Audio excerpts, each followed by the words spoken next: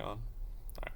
Hi everyone, I'm Max. I study materials engineering at UCLA, as some of you guys may know. This video will be going over supercapacitors, what they are, what they're used for, and the ways engineers are able to tweak the physical knobs and switches in order to improve supercapacitors for their own use cases. Alright, side note, before we begin, this video is serving both the purpose as fulfilling a school project for a semiconductors class as well as an educational video for the general public.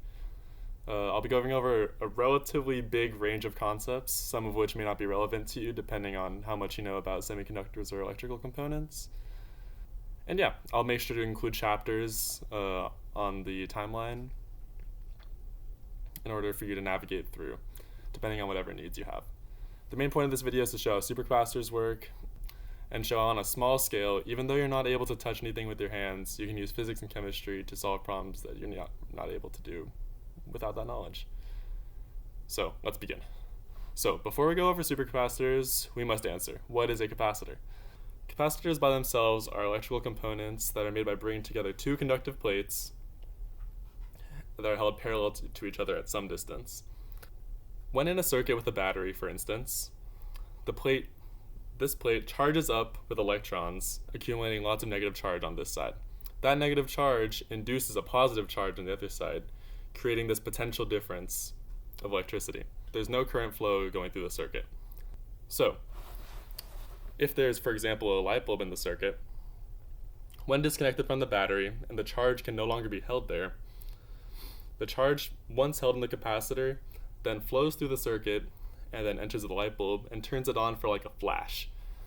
That small flash will come and go very quickly, but that speed and that amount of charge is called the capacitance, marked by a C.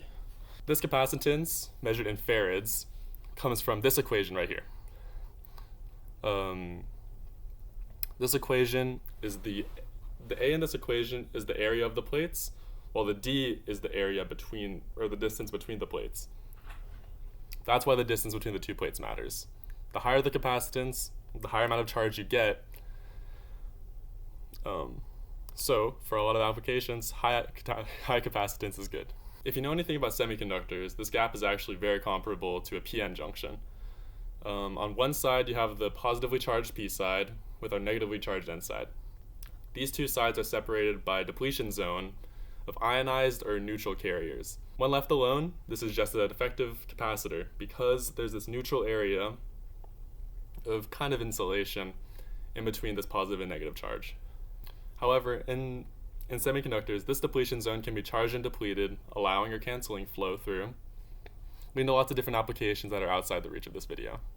However, if you're interested, consider studying material science, or let me know and I can make a video about semiconductors too. Anyways, back to supercapacitors. So, capacitors allow quick flow of electrons, but lack the storage capacity for big things such as cars. So, what do? We use batteries. The one problem with batteries is that they're actually really slow. If you've ever driven from LA up to the Bay, you'll know that it takes at least 2 charges, both of which are 20 to 30 minute charges, which could be a lot of time spent driving. This is where supercapacitors come in. Supercapacitors hold at least 10 to 100 times the charge of capacitors while retaining the speed of charge and discharge. They're already being used in applications in China for buses, as in China they're able to build enough infrastructure to make up for the biggest flaw, which is the storage capacity. Capacitors store and let go of charge very quickly, but in turn, you need a lot of them in order to hold any sort of useful capacity. Right now, the buses in China can only go about 4.5 kilometers before needing to be charged again. However, it takes 30 seconds for them to charge. Leaders in the field say one problem with supercapacitors so far is their low energy density. While lithium-ion batteries have a density of up to 265 watt-hours per kilogram, previous supercapacitors only deliver a tenth of that. Before we get into what engineers are going to do to solve that problem, how do supercapacitors even work? Supercapacitors consist of the current collectors, electrodes, and between those electrodes lies an ionized electrolyte solution with both positive and negative charges. This solution has an insulating separator to prevent discharge, which is important when there's a a solution in there. Similarly to regular capacitors, they're initiated by charge flowing from the collectors into a plate, giving it electric potential. This potential is mirrored on the opposite side, attracting the opposite charge within the solution. This stage is known as the Helmholtz electric double layer, causing the main working mechanism in supercapacitors. This is called EDLC, or electric double layer capacitance. This double layer is like two capacitors in series with a comparably tiny gap created by the solid liquid interface. This goes back to our capacitance equation, C equals A over D, except now D is super tiny compared to regular capacitors, which already had a very tiny gap, because capacitors are, compared to my head, about maybe this big. During discharge, this charge held onto the electrodes is released quickly, just like a regular capacitor. So, it has the benefits of a capacitor while having more storage like a battery. So, how are we going to make it as useful as a battery? Let's think about how electrons move. In order to keep charges moving as fast as possible, we want high conductivity in our electrodes. Conductivity, this lowercase sigma, is modeled by this equation.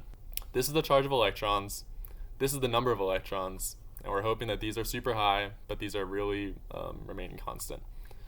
But the one term we really want to look at is mu, the electron mobility. This is determined by the material the electron is traveling through, and it just so happens that a carbon-derived material, graphene, maximizes this. Researchers Richard Kainer and Meher Al-Qadi from my school actually created a program that prints these graphene supercapacitor electrodes by only using a DVD burner. I think it's super cool, and it makes the whole process very easy to manufacture, which I think is awesome. But I digress.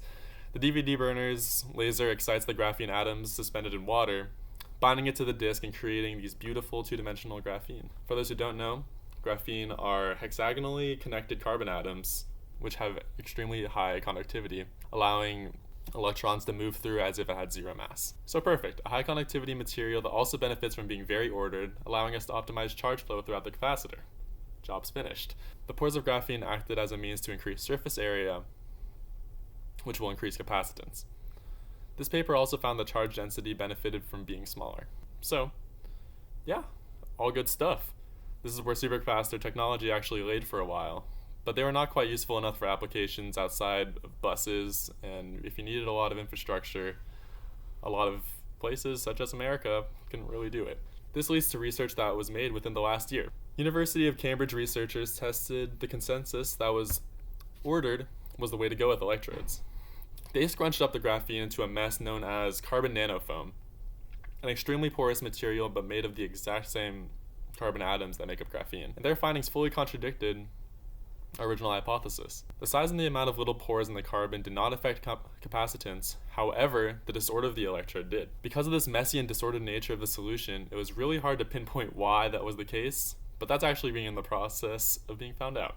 Of course, the results did not lie, and labs were actually very quick to optimize. Professors at Warsaw University of Technology found that doping the carbon nanofoam with nitrogen, an element that's only a little bit smaller but has 3 valence electrons instead of 4, were able to create charged regions, opening the supercapacitor to not only EDLC, but also pseudocapacitance, a concept using more battery-like properties for charge transfer. These are very loaded concepts and far further from this video. However, sources are in the description if you want to learn more.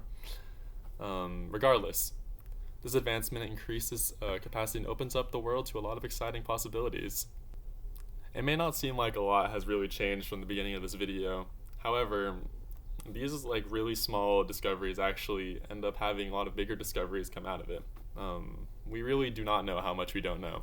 And I think it's really awesome that despite the tiny nature of these really tiny electrical components, material science allows us to have these small tweaks that really make the big differences. Because our phones really would not be here, and this video would not be here if it weren't for this nanotechnologies that bring computers and everything to this world. So yeah, I hope you enjoyed the video. I hope you learned something. It was really fun to make, and I hope you enjoy my return to YouTube. I have this whole green screen set up that I allowed to use by my roommate. So yeah, miss seeing you guys. I'm definitely going to be making a lot more videos soon. Yeah, I've just been busy, and YouTube and Twitch have not really been on my mind. But yeah, I hope you guys enjoyed. Bye. Also, before we get into that, I just realized my shirt isn't even up fully on camera. Look at that. Damn fucking straight.